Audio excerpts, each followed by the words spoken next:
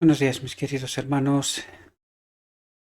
Le ruego a nuestro Dios que nos envíe su Espíritu, que nos capacite, que podamos entender su perspectiva, su realidad. Hoy vamos a tratar de entender una reflexión que es un tipo y antitipo de nuestra realidad en el Monte de las Olivas. Y allí nuestro Señor Cristo Jesús trata de revelarnos una realidad que le sirvió en el tiempo de Cristo, al final de su obra, a los apóstoles, y también sirve para el final del tiempo, es decir, para nuestra realidad hoy. Por lo tanto, vamos a entrar en el texto, vamos a ver qué es lo que trata de decirnos nuestro Dios a través de esta reflexión. En el Monte de las Olivas, y vamos a entrar en el texto. Las palabras de Cristo a los sacerdotes y gobernantes. He aquí vuestra casa os es dejada desierta. Aquí hay una cuestión que vais a ver que nos la presenta, ¿verdad? Y que es un tipo y es un antitipo también. Es decir, concuerda con nuestra realidad. ¿Por qué dice Dios que he aquí vuestra casa os es dejada desierta? Eh, Porque vais a ver que hace una referencia al templo, pero cuando entendemos que el templo era una parábola, una imagen, ¿verdad? De una realidad que nos representa a nosotros, y vais a ver que en realidad tiene que ver con el templo de nuestro corazón, ¿verdad? Por lo tanto, deberíamos de preguntarnos de por qué Cristo tendrá que dejar nuestra casa desierta, ¿verdad? Porque al fin y al cabo de esto va tratando en el fondo y sería bueno que no perdamos de vista esta perspectiva, ¿verdad? Dice, he aquí vuestra casa os es dejada desierta. Habían llenado de terror su corazón. Afectaban indiferencia, pero seguían preguntándose lo que significaban esas palabras. Un peligro invisible parecía amenazarlos. ¿Podría ser que el magnífico templo, que era la gloria de la nación, iba a ser pronto un montón de ruinas? Los discípulos compartían ese presentimiento del mal y aguardaban ansiosamente alguna declaración más definida de parte de Jesús. Mientras salían con él del templo, llamaron su atención a la fortaleza, belleza del edificio. Las piedras del templo eran del mármol más puro, de perfecta blancura y algunas de ellas de tamaño casi fabuloso. Una porción de la muralla había resistido el sitio del ejército de Nabucodonosor. En su perfecta obra de albañilería, parecía como una sólida piedra sacada entera de la cantera. Los discípulos no podían comprender cómo se podían derribar esos sólidos muros. Justo esto venimos hablando de las reflexiones anteriores, ¿verdad? Y justo esto no queremos nosotros entender, ¿verdad? Creemos que la iglesia de la Odisea es privilegiada, ¿verdad? Y que lo mismo que los apóstoles, ¿verdad? Lo mismo que los maestros judíos de aquel momento decían, es imposible destruir esto, ¿verdad? Nuestra iglesia, su templo en aquel momento es como una roca, ¿verdad? ¿Cómo se podrían derribar esos sólidos muros? Dice. Pero el enemigo de Dios es mucho más astuto, ¿verdad? Deberíamos de preguntarnos por qué Cristo les dice, he aquí vuestra casa os es dejada desierta.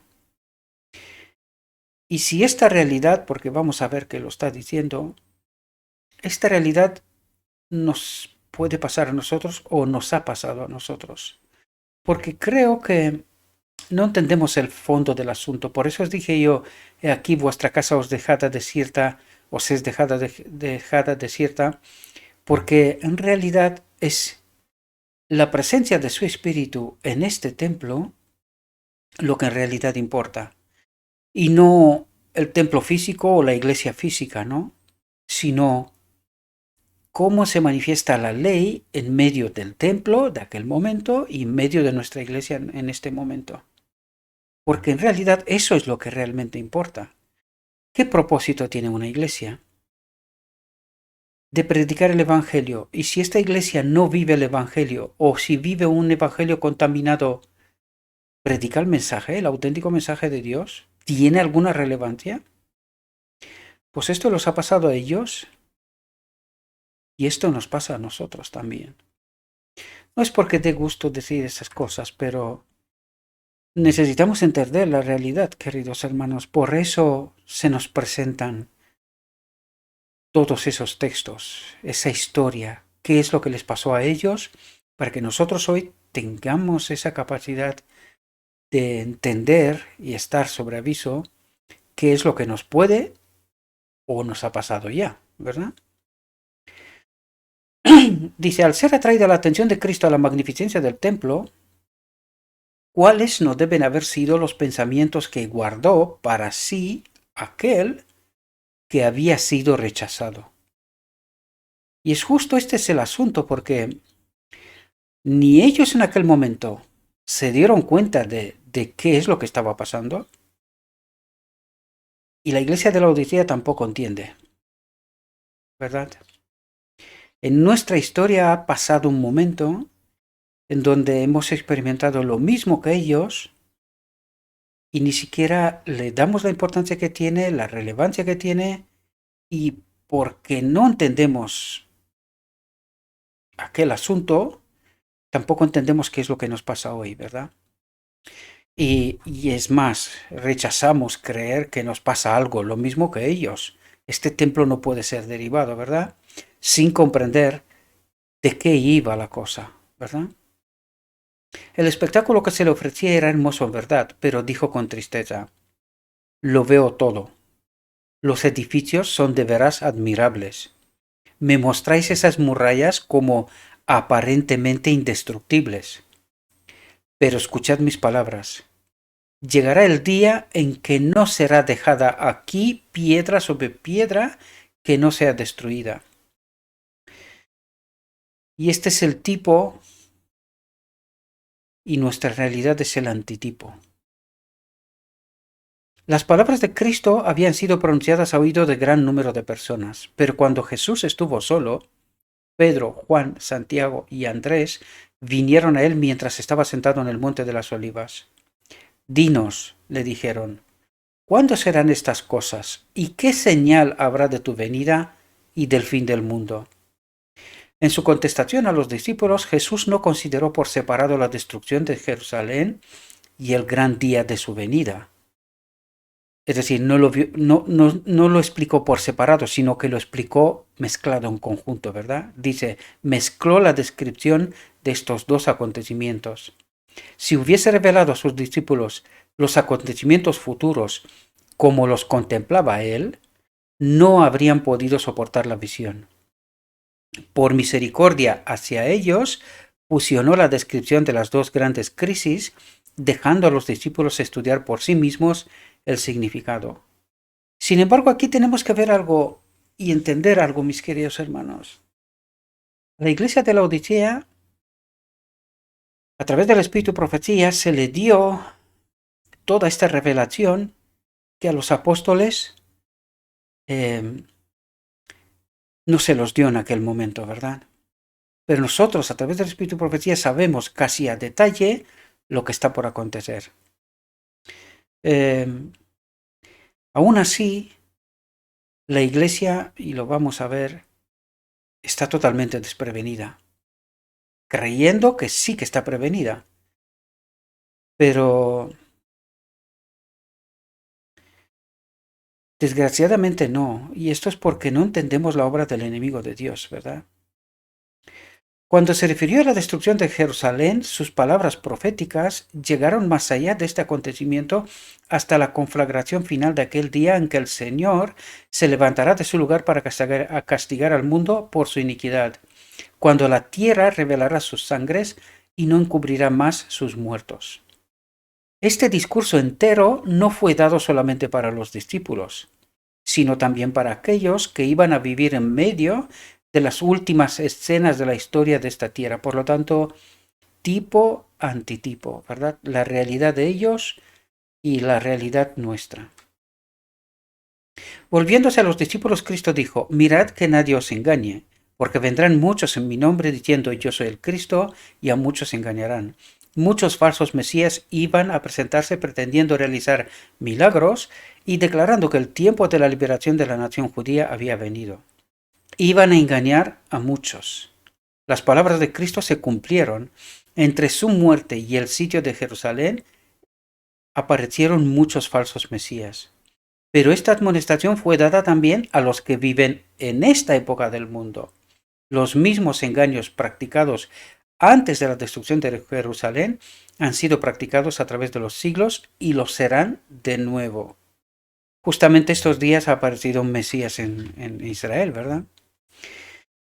Y oiréis guerras y rumores de guerras, mirad que no os turbéis, porque es menester que todo esto acontezca, mas aún no es el fin. Antes de la destrucción de Jerusalén, los hombres contendían por la supremacía. Se mataban emperadores, se mataba también a los que se creía más cercanos al trono. Al trono había guerras y rumores de guerras.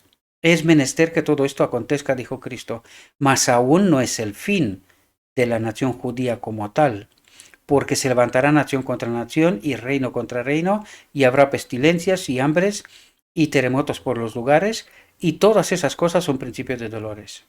Cristo dijo: a medida que los rabinos vean estas señales, declararán que son los juicios de Dios sobre las naciones por mantener a su pueblo escogido en servidumbre. Declararán que estas señales son indicios del advenimiento del Mesías. No os engañéis, son el principio de sus juicios. El pueblo se miró a sí mismo, no se arrepintió ni se convirtió para que yo lo sanase. Y aquí hay que ir a la pregunta de inicio. Vuestra casa os es dejada vacía, ¿verdad? Desierta. ¿Por qué? Pues aquí está, dice, el pueblo se miró a sí mismo, se creyó bien, conforme con Dios, ¿verdad? Dice, no se arrepintió ni se convirtió para que yo lo sanase. Y la gran pregunta es, ¿hoy podría pasar lo mismo? Que el pueblo profeso de Dios crea que esté bien, pero que en realidad, igual que ellos, estén engañados.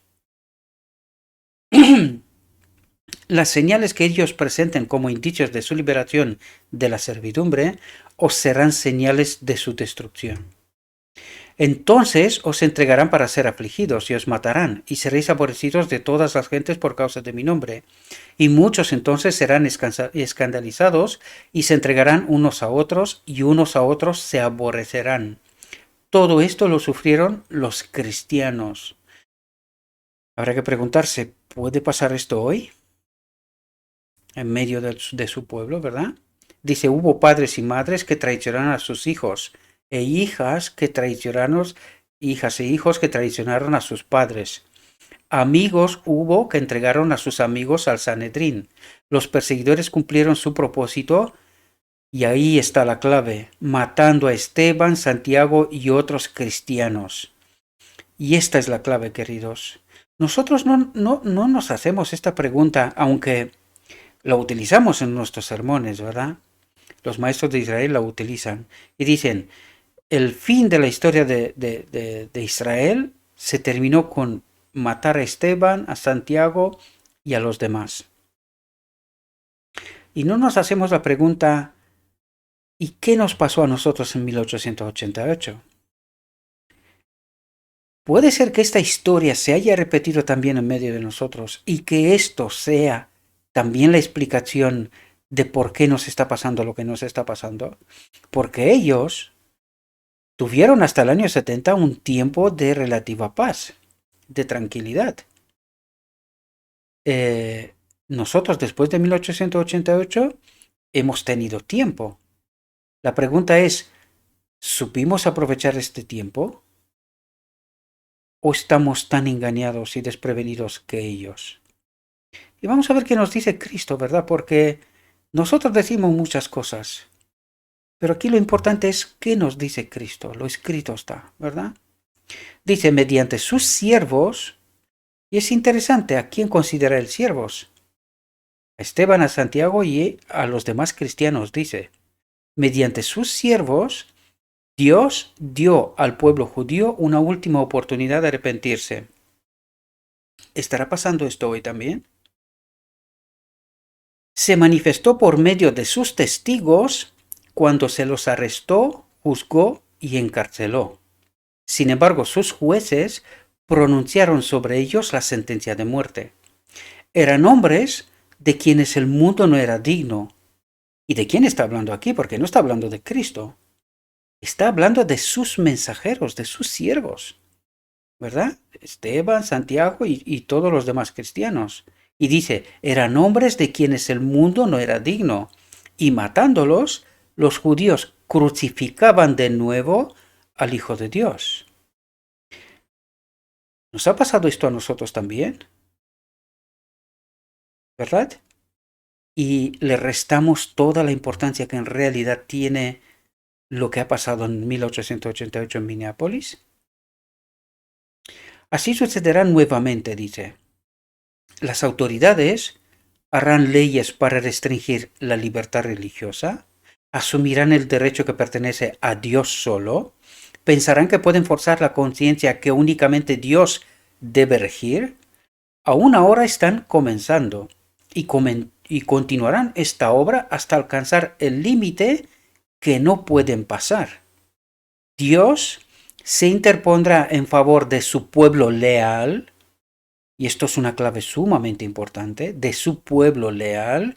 Ya lo vimos en reflexiones anteriores de quién es, porque por eso necesitamos entender quién es su iglesia, auténtica iglesia, ¿verdad? Porque como vemos en los tiempos de los judíos, no eran los que servían en el templo, sino que aquí nombran a otros, Esteban, Santiago y otros cristianos. Este era su pueblo. ¿Y los otros? Habían apostasiado. ¿Puede ser que haya ocurrido esto también hoy? ¿Que está ocurriendo también hoy? ¿Lo tenemos en la mira? ¿Es al menos una posibilidad? ¿Podría pasar? ¿O no? A nosotros no nos puede pasar esto, ¿verdad? Dios se interpondrá en favor de su pueblo leal que observa sus mandamientos. En toda ocasión en que haya persecución, los que la presencian se deciden o en favor de Cristo o en contra él. Los que manifiestan simpatía por aquellos que son condenados injustamente demuestran su afecto por Cristo. Otros son ofendidos porque los principios de la verdad condenan directamente sus prácticas. Muchos tropiezan, caen y apostatan de la fe que una vez defendieron. Los que apostatan en tiempo de prueba llegarán, para conseguir su propia seguridad, a dar falso testimonio y a traicionar a sus hermanos. Porque cuando Dios a través de sus mensajeros envía el mensaje de amonestación, la iglesia condena estos mensajes como apostasía, como error, ¿verdad? ¿Y habrá pasado esto históricamente? ¿Qué nos dijo hasta aquí? Cristo nos advirtió todo esto a fin de que no seamos sorprendidos por la conducta antinatural y cruel de los que rechazan la luz, dice. ¿Y quién son esta gente que tiene esta conducta antinatural y cruel con sus hermanos?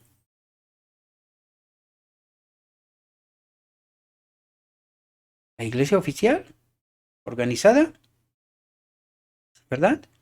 Que está peleando en contra del mensaje de admonestación, ¿verdad?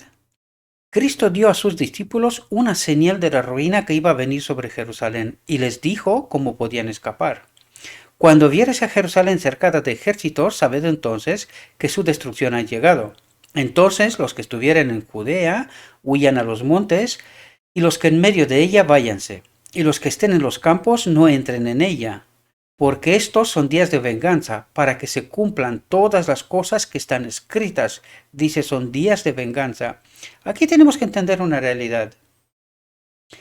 ¿Quién protegió al pueblo de Dios hasta este momento? Fue Dios. ¿Y por qué de repente, en este momento, viene la destrucción? Porque el pueblo de Dios rechazó al Mesías y al mensaje de amonestación. Por lo tanto, igual que hoy, Dios se retira y la obra del maligno toma su lugar. Esto pasó con ellos y esto pasa con nosotros. En 1888 se nos dijo que hemos rechazado a Cristo. Al rechazar el mensaje, la sierva dijo, hemos rechazado a Cristo, hemos crucificado a Cristo y hemos cogido camino hacia Egipto. Y hoy todavía nos estamos preguntando qué nos pasa. ¿Por qué tanta falsa teoría, falsa doctrina y todo lo que está pasando en medio del pueblo de Dios? Rechazamos ver una realidad que está escrita, pero nos negamos constantemente a creer que nosotros podríamos estar en esta misma condición.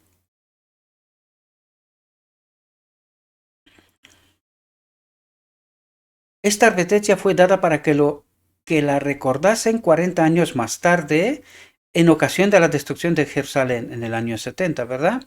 Los cristianos obedecieron la amonestación y ni uno de ellos pereció cuando cayó la ciudad. Entre ellos había cristianos fieles, los que obedecieron, y fue un remanente en realidad de todo el Jerusalén. Hay que leer la historia para que entender bien lo que pasó. Vais a ver que los que eran fieles a Cristo se salvaron. Tuvieron un tiempo, una puerta, una oportunidad de salir de Jerusalén y dirigirse a las montañas. Y se salvaron, no pereció ninguno. Todos los que permanecieron en Jerusalén perecieron.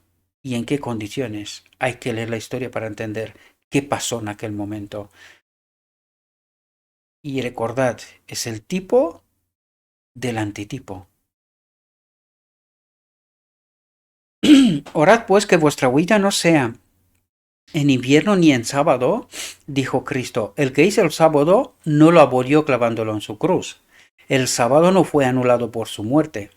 40 años después de su crucifixión había de ser considerado todavía sagrado. Durante 40 años los discípulos debían orar porque su huida no fuese en sábado. De la destrucción de Jerusalén, Cristo pasó rápidamente al acontecimiento mayor. El último eslabón de la cadena de historia de esta tierra, la venida del Hijo de Dios en majestad y gloria. Entre estos dos acontecimientos estaban abiertos a la vista de Cristo largos siglos de tinieblas, siglos que para su iglesia estarían marcados con sangre, lágrimas y agonía. Los discípulos no podían entonces soportar la visión de estas escenas, y Jesús las pasó con una breve mención. Habrá entonces grande aflicción, dijo, cual no fue desde el principio del mundo hasta ahora, ni será. Y si aquellos días no fuesen acortados, ninguna carne sería salva, mas por causa de los escogidos, aquellos días serán acortados. Durante más de 1000 años iba a imperar contra los seguidores de Cristo una persecución como el mundo nunca la había conocido antes. La Edad Media, ¿verdad? Millones y millones de sus fieles testigos iban a ser muertos. Si Dios no hubiese extendido la mano para preservar a su pueblo, todos habrían perecido. Esto mismo ocurrirá al final, mis queridos hermanos. Por eso solamente un pequeño remanente se salvará, los fieles. Porque cuando el enemigo de Dios encuentra terreno libre, allí no queda uno, ¿verdad? Mas por causa de los escogidos, dijo, aquellos días serán acortados. Luego, en lenguaje inequívoco, nuestro Señor habla de su segunda venida y anuncia los peligros que iban a preceder a su advenimiento al mundo. Si alguno os dijere, aquí está el Cristo, o allí, no creáis, porque se levantarán falsos cristos y falsos profetas y darán señales grandes y prodigios, de tal manera que engañarán, si es posible, aún a los escogidos. He aquí os lo he dicho antes, así que si os dijeren, he aquí en el desierto está, no salgáis, he aquí en las cámaras, no creáis, porque como el relámpago que sale del oriente y se muestra hasta el occidente, así será también la venida del Hijo del Hombre. Una de las señales de la destrucción de Jerusalén que Cristo había pronunciado era muchos falsos profetas se levantarán y engañarán a muchos. Se levantaron falsos profetas que engañaron a la gente y llevaron a muchos al desierto. Magos y hechiceros que pretendían tener un poder milagroso arrastraron a la gente en pos de sí a las soledades montañosas. Pero esta profecía fue dada también para los últimos días. Se trataba de una señal del segundo advenimiento. Aún ahora hay falsos cristos y falsos profetas que muestran señales y prodigios para seducir a sus discípulos. No oímos el clamor. He aquí en el desierto está. No han ido millares al desierto esperando hallar a Cristo, y de los miles de reuniones donde los hombres profesan tener comunión con los espíritus desencarnados, ¿no se oye ahora la invitación, he aquí en las cámaras está? Tal es la pretensión que el espiritismo expresa. Es decir, todos aquellos que están conducidos por el falso espíritu, ¿verdad? Pero ¿qué dice Cristo? Y aquí podemos ver que el espiritismo no es solamente hablar con los muertos, ¿verdad? Pero ¿qué dice Cristo? No creáis, porque como el relámpago que sale del oriente y se muestra al occidente, así será también la venida del Hijo del Hombre. El Salvador dio señales de su venida y aún más que eso, fijó el tiempo en que la primera de estas señales iba a aparecer. Y luego, después de la aflicción de aquellos días, el sol se oscurecerá y la luna no dará su lumbre, y las estrellas caerán del cielo y las virtudes de los cielos serán conmovidas. Y entonces se mostrará la señal del Hijo del Hombre en el cielo, y entonces lamentarán todas las tribus de la tierra y verán al Hijo del Hombre que vendrá sobre las nubes del cielo con grande poder y gloria. Y enviará sus ángeles con gran voz de trompeta, y juntarán sus escogidos de los cuatro vientos de un cabo del cielo hasta el otro. Cristo declaró que al final de la gran persecución papal, el sol se oscurecería y la luna no daría su luz. Luego las estrellas caerían del cielo. Todos estos eventos ya han pasado, queridos, hace tiempo ya. Y dice, de la higuera aprended la parábola. Cuando ya su rama se enternece y las hojas brotan, sabéis que el verano está cerca. Así también vosotros, cuando viereis todas esas cosas, sabed que está cercano a las puertas. Cristo anuncia las señales de su venida. Declara que podemos saber cuándo está cerca, aún a las puertas. Dice de aquellos que vean estas señales, no pasará a esta generación que todas esas cosas no acontezcan. Estas señales han aparecido. Podemos saber con seguridad que la venida del Señor está cercana. El cielo y la tierra pasarán, dice, mas mis palabras no pasarán. Cristo va a venir en las nubes y con grande gloria. Y no nos dejemos engañados. Cristo va a venir en las nubes y con grande gloria. Le acompañará una multitud de ángeles resplandecientes. Vendrá para resucitar a los muertos y para transformar a los santos vivos de gloria en gloria. Vendrá para honrar a los que le amaron y guardaron sus mandamientos. Esto es muy importante, dice, vendrá para honrar a los que le amaron y guardaron sus mandamientos y para llevarlos consigo. No los ha olvidado, ni tampoco ha olvidado su promesa. Volverán a unirse los eslabones de la familia. Cuando miramos a nuestros muertos, podemos pensar en la mañana en que la trompeta de Dios resonará, cuando los muertos serán levantados sin corrupción y nosotros seremos transformados. Aún un poco más y veremos al Rey en su hermosura. Un poco más y enjugará toda lágrima de nuestros ojos. Un poco más y nos presentará delante de su gloria irreprensibles con grande alegría. Por lo tanto, cuando dio las señales de su venida, dijo, cuando estas cosas comenzaren a hacerse, mirad y levantad vuestras cabezas, porque vuestra redención está cerca. Pero el día y la hora de su venida, Cristo no los ha revelado. Y esto es interesante, porque si Cristo no los ha revelado, ¿lo sabe? Parece ser que sí, porque fijaos lo que dice, explicó claramente a sus discípulos que él mismo no podía dar a conocer el día o la hora de su segunda aparición. Dice, si hubiese tenido libertad para revelarlo, esto quiere decir que sí sabe el día y la hora, pero no lo puede revelar. No es su decisión esta, ¿verdad? Porque habría necesitado exhortarlos a mantener una actitud de constante expectativa. Hay quienes aseveran conocer el día y la hora de la aparición de nuestro Señor. Son muy fervientes en trazar el mapa del futuro. Pero el Señor los ha admonestado a que se aparten de este terreno. El tiempo exacto de la segunda venida del Hijo del Hombre es un misterio de Dios. Cristo continuó señalando la condición del mundo en ocasión de su venida. Como los días de Noé, así será la venida del Hijo del Hombre, porque como los días antes del diluvio, estaban comiendo y bebiendo, casándose y dando un casamiento, hasta el día que Noé entró en el arca, y no conocieron hasta que vino el diluvio y llevó a todos. Así será también la venida del Hijo del Hombre. Este es un tipo y es un antitipo de que lo que está pasando y pasará hoy en día. Porque muchos desconsideran el mensaje y no entienden los eventos que han de ocurrir. Pasó en tiempo de Noé, pasó en tiempo de Cristo y va a pasar hoy, ¿verdad? Cristo no presenta aquí un milenario temporal, 1000 años en los cuales todos se han de preparar para la eternidad. Nos dice que como fue en los días de Noé, así será cuando vuelva el Hijo del Hombre. ¿Cómo eran los días de Noé?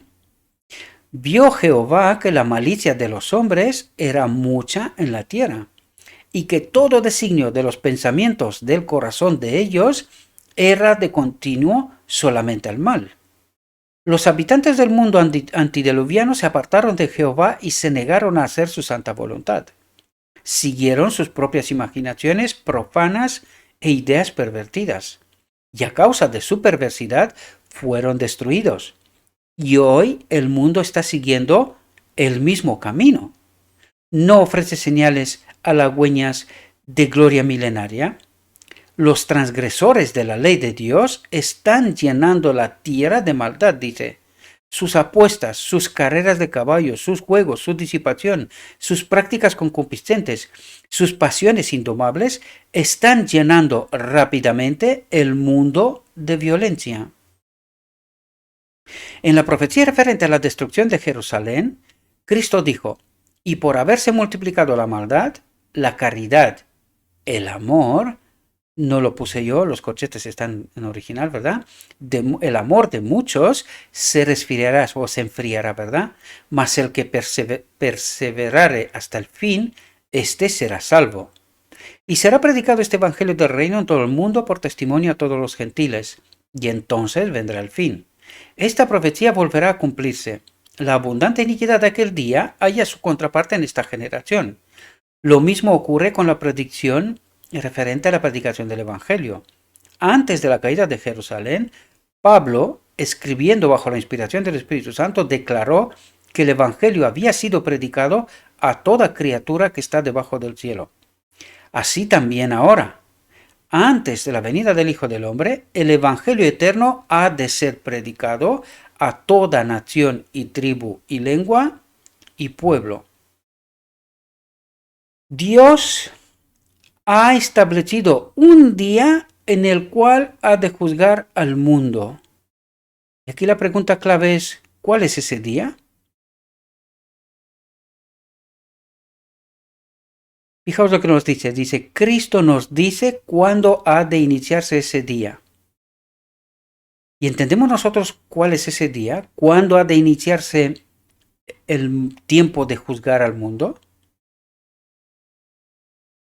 Daniel 8:14, 2300 tardes y mañana y el santuario será purificado, ¿verdad? Pues el inicio del día de la expiación dice, Dios ha establecido un día. ¿Qué día? El día de la expiación, del ritual del santuario, ¿verdad? En el cual ha de juzgar al mundo. Cristo nos dice cuándo ha de iniciarse ese día, 22 de octubre de 1844. No afirma que todo el mundo se convertirá, sino que será predicado este evangelio del reino en todo el mundo por testimonio a todos los gentiles y entonces vendrá el fin. Y este evangelio hoy día está casi en todo el mundo predicado, ¿verdad? Mediante la proclamación del evangelio al mundo, está a nuestro alcance apresurar la venida de nuestro Señor. No solo hemos de esperar la venida del día de Dios, sino apresurarla, dice. Esto implica un trabajo sin descanso, ¿verdad? Si la Iglesia de Cristo hubiese hecho su obra, y es interesante aquí, porque dice, si la Iglesia de Cristo hubiese hecho su obra como el Señor le ordenaba, todo el mundo habría sido ya admonestado, y el Señor Jesús habría venido a nuestra tierra con poder y grande gloria.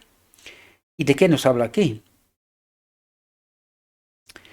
1888, Minneapolis, cuando rechazamos el mensaje de la justicia de Cristo. Y esto nos dice, si la Iglesia de Cristo hubiese hecho su obra, ¿qué ha pasado? Que no lo ha hecho, ¿verdad?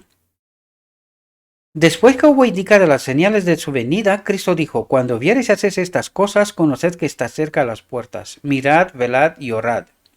Dios advirtió siempre a los hombres los juicios que iban a caer sobre ellos.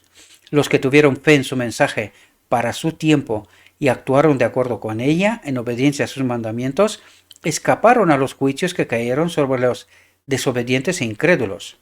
A Noé fueron dirigidas esas palabras.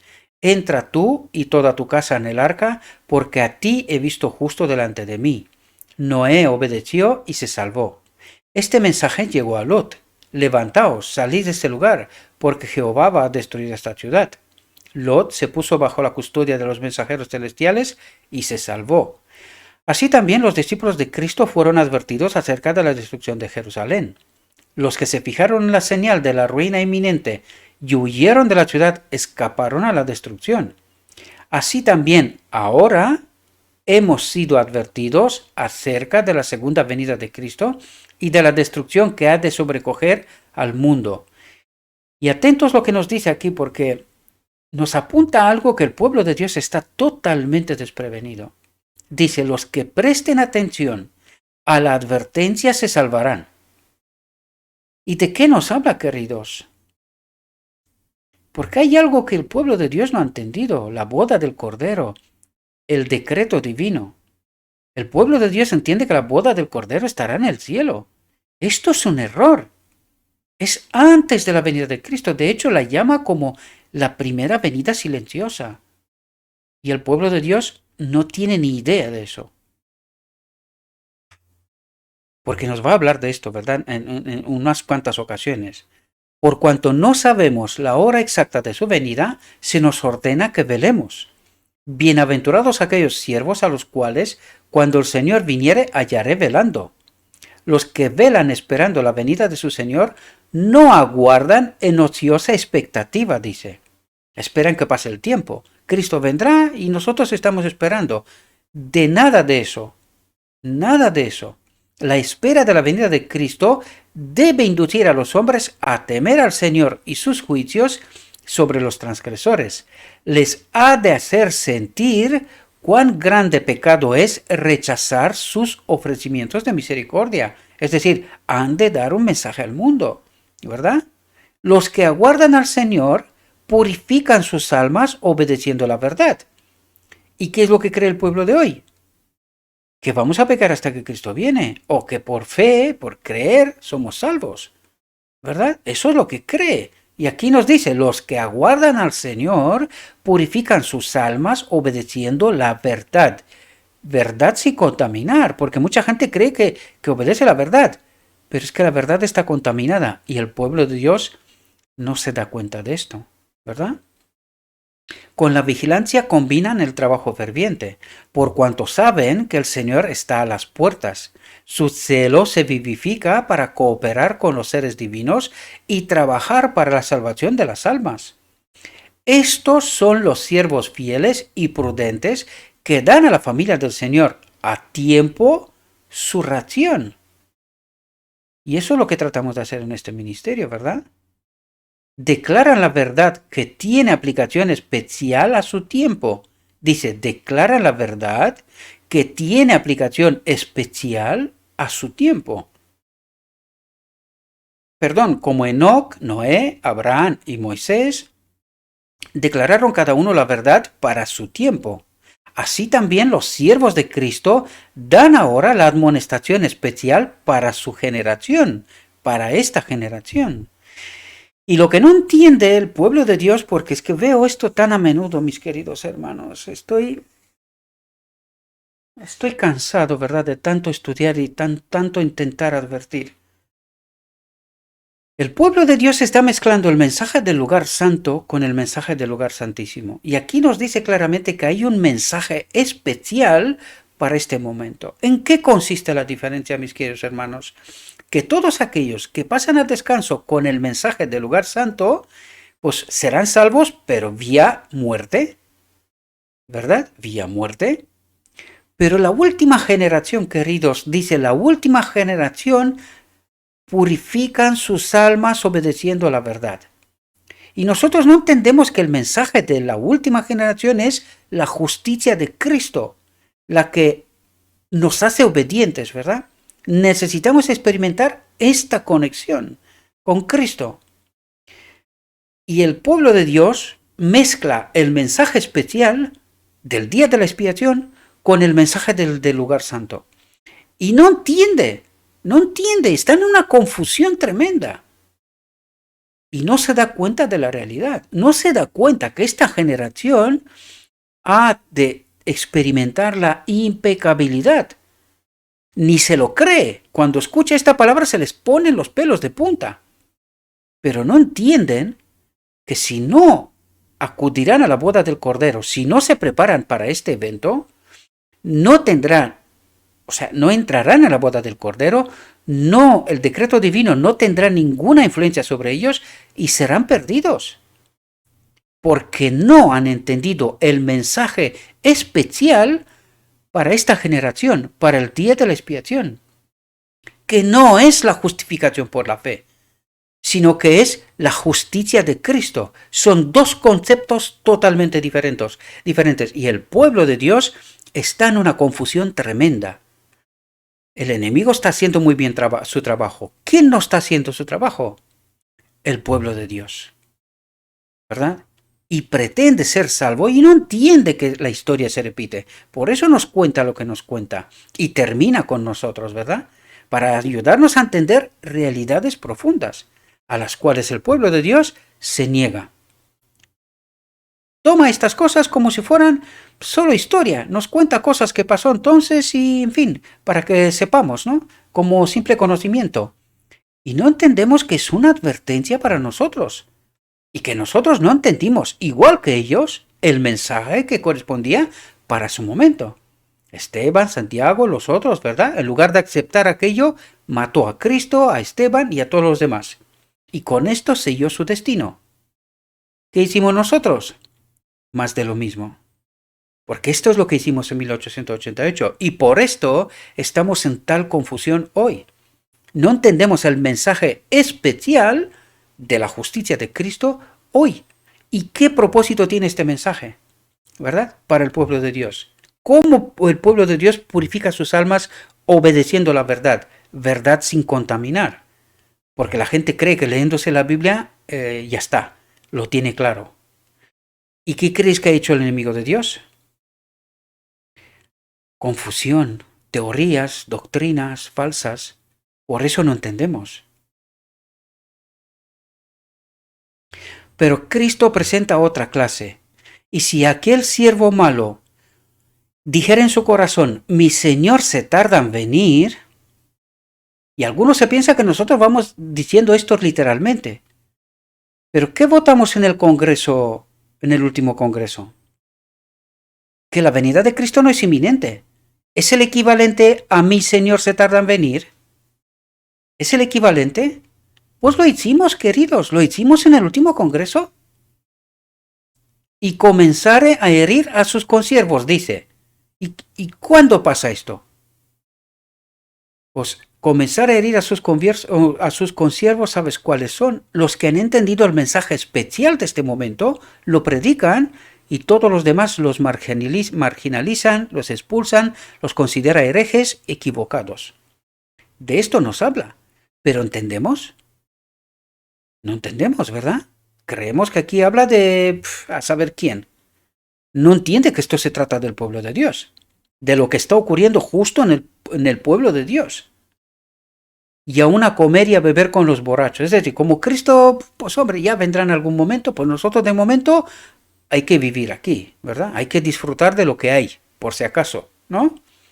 Vendrá el Señor de aquel siervo en el día que no espera, dice. ¿Y cómo que no espera? El pueblo de Dios no sabe que tiene que venir el Señor. Dice, vendrá el Señor de aquel siervo en el día que no espera. ¿Qué día no espera?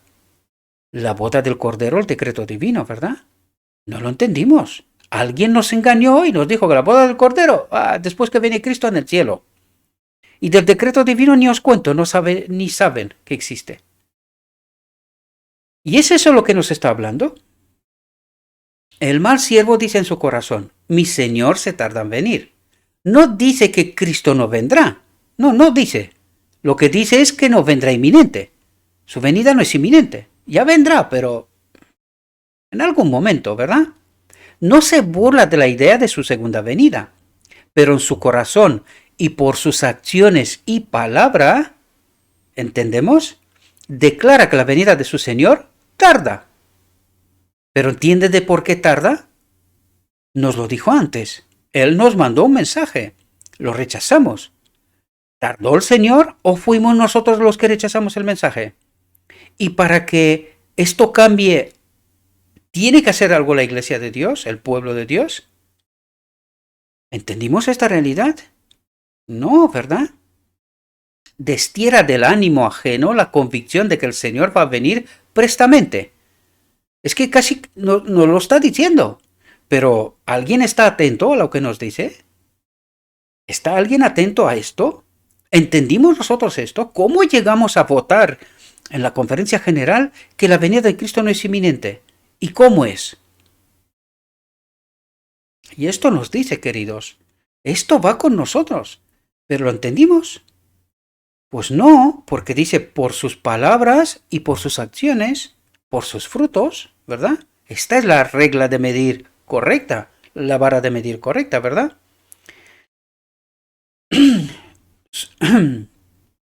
Destiera del ánimo ajeno la convicción de que el Señor va a venir prestamente. Su influencia induce a los hombres a una demora presuntuosa y negligente.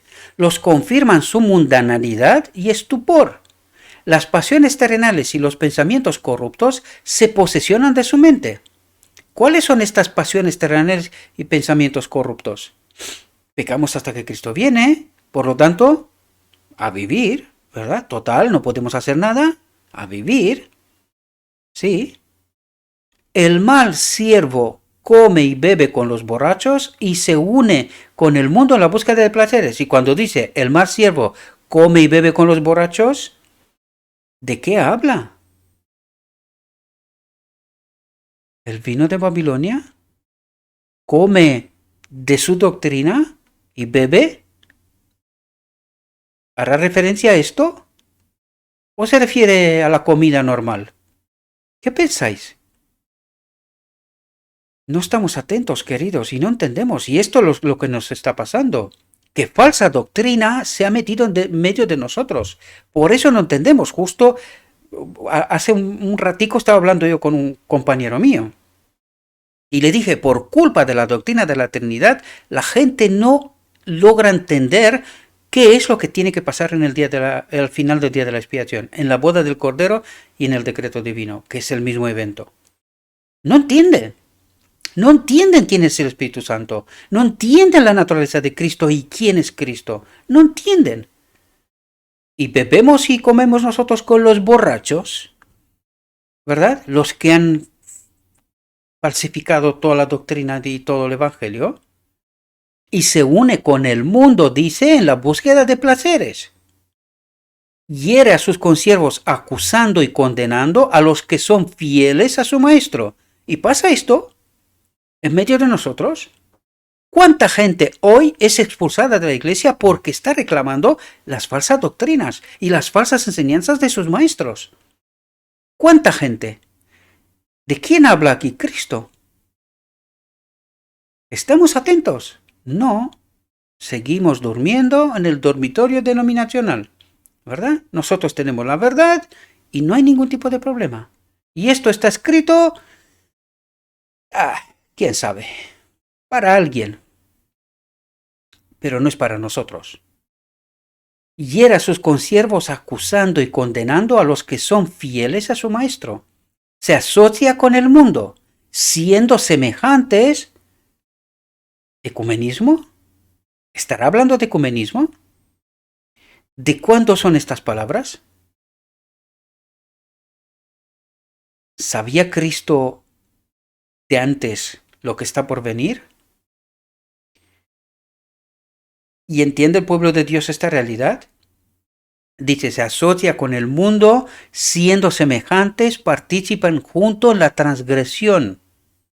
Doctrinar la Trinidad y todas las demás doctrinas, en donde la iglesia de la Odisea es partícipe. Es partícipe.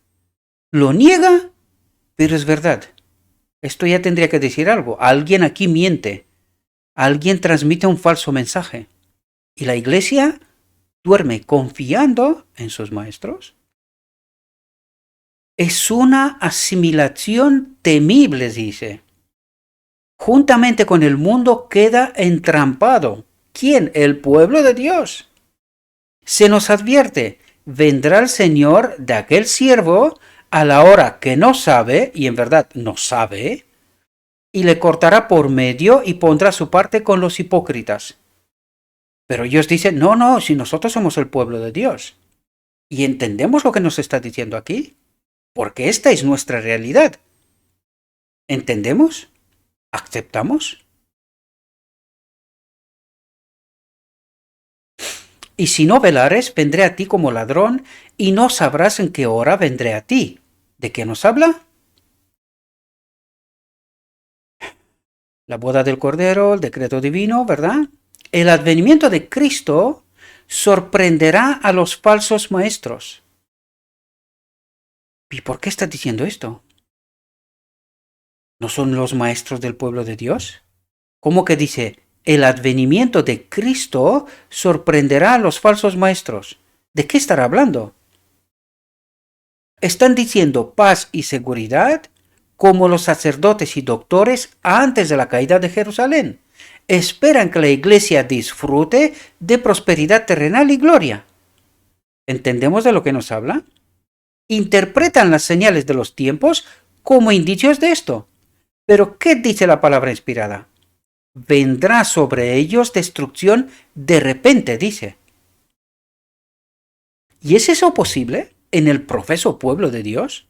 ¿Cómo que los sorprenderá y cómo que hay falsos maestros en el pueblo de Dios?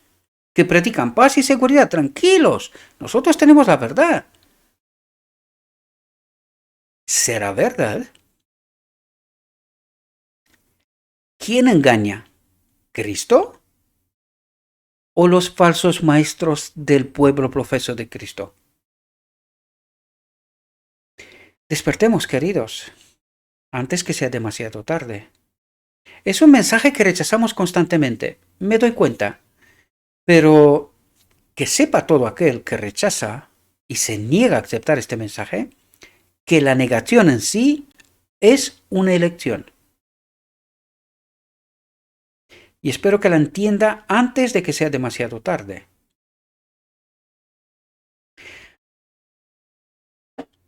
El día de Dios vendrá como ladrón sobre todos los que moran en la faz de la tierra, que hacen de este mundo, dice, su hogar, que viven para este mundo, no viven para el reino celestial. Dice, viene para ellos como ladrón furtivo. Y recordad que hasta aquí nos habló de la iglesia, que se comporta como el mundo. Por lo tanto, cuando habla del mundo, está todo el mundo incluido ahí, y su pueblo también. Por eso nos dice que solamente se salvará un remanente, porque unos pocos estarán despiertos, entendiendo lo que está pasando, proclamando el mensaje del tercer ángel. ¿Qué pasa con los demás? Durmiendo,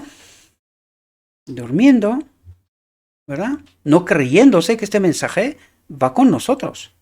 Tú vas con otros, pero nosotros no. Nosotros estamos donde tenemos que estar, tenemos la verdad, lo tenemos todo claro. Y estos falsos maestros serán a saber de dónde serán, ¿no? El mundo, lleno de orgías, de placeres impíos, está dormido en la seguridad carnal. Los hombres están postergando la venida del Señor. Ya lo hablamos antes, lo votamos. Su venida no es inminente, ya vendrá en algún momento. Pero no, tan pronto no. Se burlan de las admonestaciones. ¿Y cuál es este mundo? Se burlan de las admonestaciones, o sea que se enteran que hay alguien que está admonestando, ¿verdad? Al pueblo profeso de Dios, al mundo. ¿De quién habla? Orgullosamente se jacta diciendo, todas las cosas permanecen así como desde el principio. ¿Será el día de mañana como este o mucho más excelente? Nos hundiremos aún más en el amor a los deleites. Pero Cristo dice, no sé cuántas veces ha citado este texto hasta ahora. He aquí yo vengo como ladrón, dice. En el mismo tiempo en que el mundo pregunta con desprecio, ¿dónde está la promesa de su advenimiento? Se están cumpliendo las señales, dice. Mientras claman paz y seguridad, se acerca la destrucción repentina. Cuando el escarnecedor, el que rechaza la verdad, se ha vuelto presuntuoso, cuando la rutina del trabajo en las diversas formas de ganar dinero se lleva a cabo sin consideración a los principios, es decir, engaña, miente, roba, cuando los estudiantes procuran ávidamente conocerlo todo, menos la Biblia, Cristo viene como ladrón. En el mundo todo es agitación. Las señales de los tiempos son alarmantes. Los acontecimientos venideros proyectan ya sus sombras delante de sí. El Espíritu de Dios se está retirando de la tierra y una calamidad sigue a otra por tierra y mar. Hay tempestades, terremotos, incendios, inundaciones, homicidios de toda magnitud. ¿Quién puede leer lo futuro? ¿Dónde hay seguridad?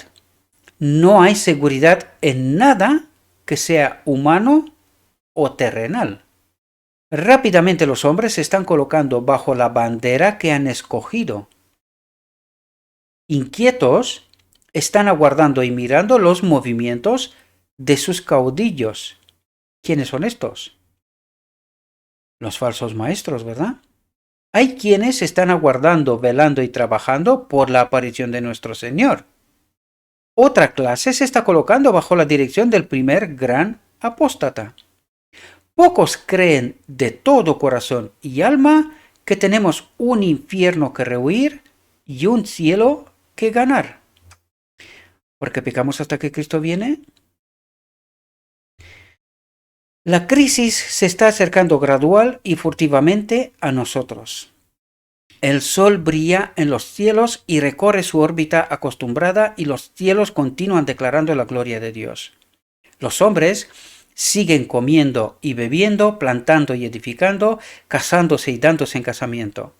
Los negociantes siguen comprando y vendiendo, los hombres siguen luchando unos con otros, contendiendo por el lugar más elevado.